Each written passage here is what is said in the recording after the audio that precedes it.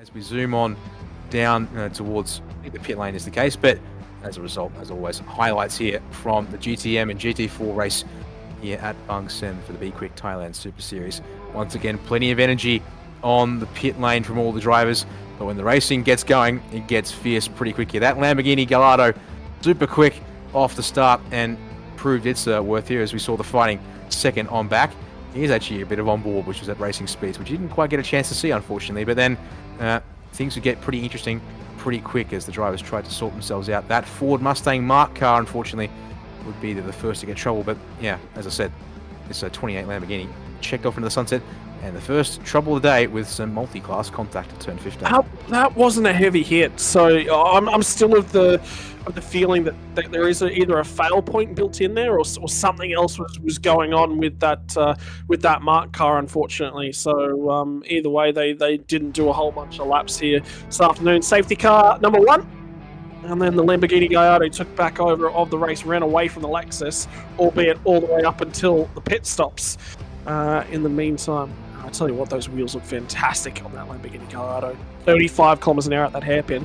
And on that smoke coming out of the back end of that car. Still think that's fluid. Still no confirmation on what that one was. That is your race winner that was there in that shot. They were third place coming into the pit stops. Coming out the other side of the pit stops, they had the race lead. It all began in earnest. Drivers jumping out, drivers jumping in, tyre changes, settle things down, get yourself ready, get yourself set.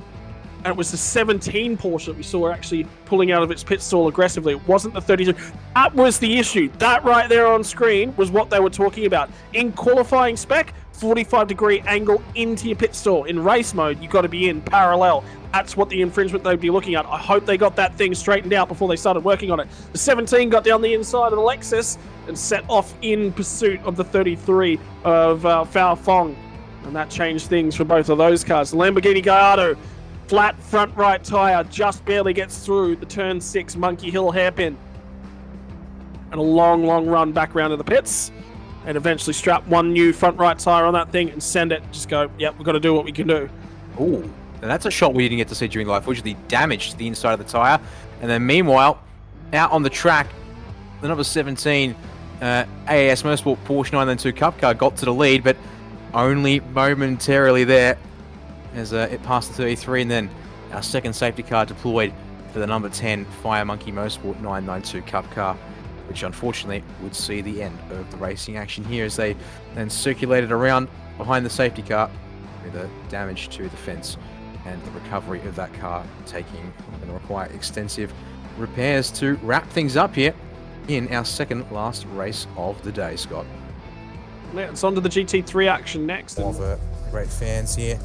Smiling away from the grandstands, and indeed, there we are, highlights from our opening race, the Thailand Supercar GT3 this weekend at the Bangsaen Grand Prix. It would be a B-Quik Absolute Racing front row lockout, but yeah, Ferrari and Lexus strong off of the start. They're able to split them up.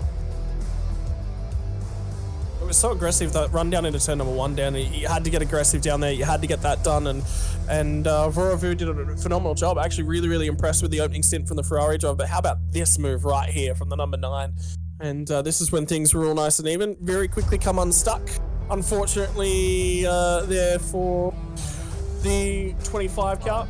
Yeah, and unfortunately, Adasak put it in the fence, and teammate no longer able to take part in that race. A lot of damage to that Audi. That's going to be a fairly extensive repair to be done overnight. Safety car period number 1, still prior to our compulsory pit stop window opening, and driver swaps were still yet to come. Back to green flag racing, Dan, and well, that Audi with Chris Shear at the wheel, it set sail up the road. Yeah, the Lexus and Ferrari was strong, but they weren't able to hang on there as we see the Aston Martin, which I must have cursed or something in English from the comfort of my own home, because all of a sudden, yeah, it made a small error down there at the hairpin. Teams went to work doing the compulsory pit stops and driver swaps, and it was then time to see what Marcus Winkelhock could do, and the answer was absolutely rapid, but unfortunately came out in traffic. Not in behind the 89 Ferrari, he's able to jump that one there, but came out third on the road, and then chasing down the 89 Ferrari. Unfortunately, they put themselves in the wall there, which brought out the second safety car of the race whilst we craned the 89 away, back behind the walls, and cleaned up the circuit after that one there. definitely a case of what could have been there for Voravud and Carlo Van Dam. But second restart of the race got us going once again. And as it was pointed out, such a difficult track to make a pass at. And even despite Winkelhock's clean air pace advantage, we didn't get a chance to see him move up to second or first. As we watched the Lexus and the Aston racing there. Technically, well, were fourth and fifth in that order, Scott, but unfortunately a lap down for the Aston Martin meant there was no fight there, which meant this was the fight for second, but such a difficult track that it couldn't be done. And the 27, as Morkan and Hannafin able to walk away there at the front of the field. Yeah, and it was just an awesome race, just about from 10 laps of that one there. And with that, our first race of the day is now done as we head to the highlights from the Thailand Super Eco. Yeah, it was another action-packed race for these guys. I just don't see when they don't go toe-to-toe, door-to-door, wheel-banging, and get the most that they possibly can out of the circuit. Eyes watched on, young and old. It was the poor start of the 55 entry that dropped it a long way back, but it was the 26 nearly all the way down at the rear end of the field. Everyone managed to get around him, but then there was further issues for that 26 car. Still didn't get up to speed and didn't even complete the first lap. Contact there, up onto the tyre barriers, and one car out already. The whole field managed to fire their way through turn number 2 without any further damage, but that was a wild ride for what we believe was the number 77 of Teofel of the 411 Garage team. It was a huge action-packed battle between the 19 and the 7 early on. The 35 would buy his way into that. 95 had pace, didn't manage to make it all the way to the other end of the race, and this was the incident for the 98 that turned him around. 24 car as well also had issues after such a strong start for Hayden. Hi, Carl Dan. It was just not to be today for him. Yeah, and then we saw the 98, another chop moment at turn 8, running deep and locking up. And then this one here, that's a drive-through penalty that the number 56 picked up for making contact with Bandit in the 19. And then all of a sudden, here, the number 7, whilst leading the race, slow off of the hairpin at turn 6. Contact with the 35 was thankfully minor, but it did bring out the safety car as the number 7 failed to get going. But we did get a 2-lap dash to finish off this final race of the weekend for the Thailand Super Eco. It was looking like it was going to be an interesting scrap, potentially, but then we get the news that the 55 gets a drive-through penalty for turning around a car at turn 18. Unfortunately, we didn't see what it was, but maybe that was the 98 spinning in that replay clip that we just saw, because we didn't see what spun the 98, just the fact that we had seen it spin during the race. As a result, though, Adapong held on for the race win there in the 35. Puripat promoted to second outright and winner of Class C race. And beautiful scenes there from the chopper shots that we're able to get here at the Bangsaen Grand Prix.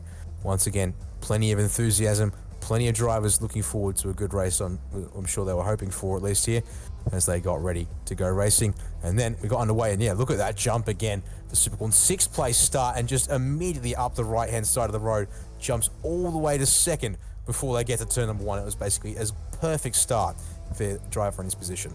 Yeah, it was Suachai, I think it was, that was actually second on the road on that side of the road, but out of the way, I'm coming through, said Supercorn. Did a great job with that one, but how about the response that came back from Krokpong? Found some speed whilst the tyres were still coming up to temperature for the number 4, managed to get by him at turn 15. The safety car was deployed for this incident featuring the 18. And that is the car being driven off the side of the road down the turn 6 hairpin.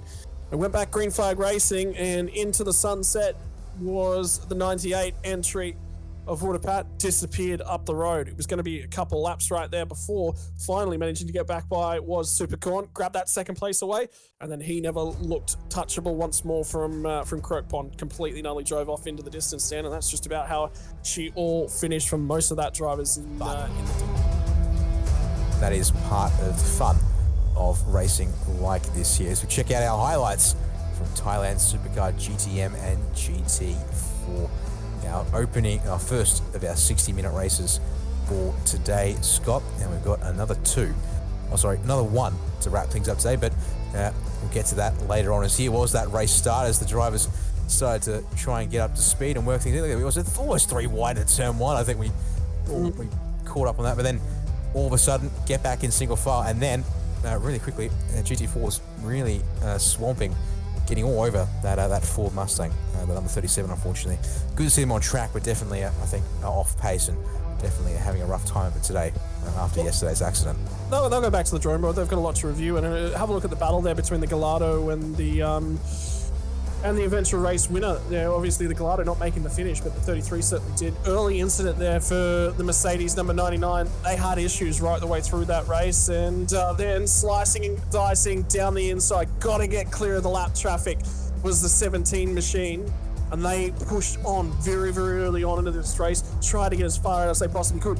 Would be important because all of a sudden this moment would happen through turn 17, halfway through the corner, and the Lamborghini would swap ends. The Gallardo would find its way into the barrier. You're about to see what looks like camera getting wiped out by a rear wing. Indeed, it just about blocked the whole track. We would go safety car, we would go red flag. And then back out and underway. Pit stop still to come. Didn't get them in prior to the red flag. The red flag took up a chunk of that race. Got to get them in late. Field got normalized. The cars, they started to trundle down pit lane. The shortest stops, they were the biggest winners of any safety car situation because the field got bunched back together. So much work being done to the right front corner of that Mercedes GT4. They'll do the driver swaps. Remember, nice casual, leisurely pit stop. Little bit of a thumbs up. Good job so far. On with the racing action. 33 Dan took it over from there. Yep, shorter pit stop than the 17, and despite the time penalty, able to come out out front and then have good pace at the end. And just when we were wondering if things would get a little bit exciting there, right there, the final lap.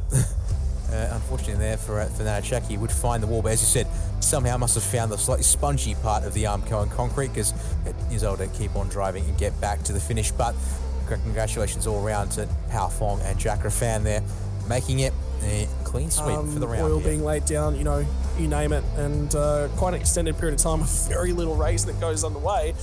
But that is the Super Pickups, and next time out for them, we'll be back at Chang in December. And the racing that they've had at Chang has actually been phenomenal. Wider track, not so much door banging and close quarter racing that we see on street circuits. So anyway, highlights will probably just be a whole bunch of drivers and pictures in pit lane. We'll get to see probably a little bit of the dirt, dust, the oil that was fluid that was laid down. Thoughts coming in that it was actually probably radiator fluid, not oil that was actually, or coolant of some description coming in. Well, there you go. That would explain things here. And yeah, unfortunately, several trucks not able to take the race start due incidents. We did finally get going here, which was going to be a 6-lap race, but unfortunately it all ground to a halt pretty quickly here as we, everything looked nice and orderly here, but Sandy Stuvik a little farther back, I think, than he would like. Our first bit of drama here with, this was the lap where we got a nice run out of turn 2. Change for second place happened out of the turn 6 hairpin, but then as we saw here at the 22 of Tanawa, big old lockup into 18. Also a moment here at turn 15 for the 59 Class B. Sandy Stuvik there as well. Yeah, it was, super good. And then here's obviously the big one here that brought out the first safety car is, the number 7. Oh, goodness me, there. Super Chai squeezing Jack Lemvard up against the wall, which completely destroys the front left corner. And the moment he sees that, he's not happy to see that. And then the turnaround to get this race back underway, thanks to, there you go, Lemvard, I think they're down at the pit lane, sort of discussing that one here. And then we got back going. But unfortunately, there's actually a bit of a hit there against the Armco at turn 1, potentially, I think. So that would explain potentially why Superchar's truck struggled. We didn't get going here once he tried to get off the corner. And then he's looking at, bang, wobbling left and right. Maybe damaged something to do with the steering there. Unfortunately, with 2 laps to go when it's happened. Now that I look at that, so that second car, so that actually explains the penalty then for Sandy Stuvik as well, because if Sandy was leading on Superchai heading into turn 1 and left no space, with Superchai in the barriers at turn 1 and then Superchai come back across, 100% that'll be on Sandy Stuvik. So that actually tells much more of the story than we thought. With that, the number 15, the number 9 Lexus, and of course the 55 with Vincent at the wheel, and Marcus Winkelhock is his co-driver. This is what they looked like an hour ago back at the race start, and a little bit more sun over the course as the sun started to dip. It was the move down here to turn number 1. Had to be done, had to be aggressive from Marcus Winkelhock. He said, look, if I'm second after turn 1, I've probably just got to settle. So he got the elbows out, he got the job done, and he got 2 second, and Carlo Van Dam got escorted from first all the way back to third. It was a strong fight back from them past the 25 car. They had to get the job done of Akash and Andy, and get the job done they did. The number 65, unfortunately, the Aston Martin Vantage, contact with the wall once, and would make contact with the wall once again later on in the piece. And then as the pit stops came in, well, this was coming up to the pit stops first actually, as Carlo Van Dam tried to hang on to that second place, and you had Ash and Perez trying to find a way. Pardon me, so not Ash and Perez, that was Akash trying to hang on to the spot. Unfortunately, Aston would find the wall properly up at turn 15, but he did get that car out and get going. Meanwhile, of course, Marcus able to check out as the race leader, and we were wondering if he would do enough to finally see that 55 take a race win tonight. A couple of cars came in early for the pit stops, including the Aston Martin here at Viper Ninja Racing, as well as the Toyota. But then, as our leading cars came in, Hank Kicks getting in next in that 26 Audi, as it would come out about fourth. But then, all of this post-pit stop here, absolute brawling. Actually, a good point. This was pre-pit stop. Good point, Scott. But looking Hanefin getting by Carlo Van Dam, and then, unfortunately, when Winkelhock gets out of the car, and they put in Vincent Floriendo. Clutch dramas, 4-minute pit stop. An absolute shocker. But then, this final 25 minutes of a race after the pit stop was absolutely bonkers with these top three going at it.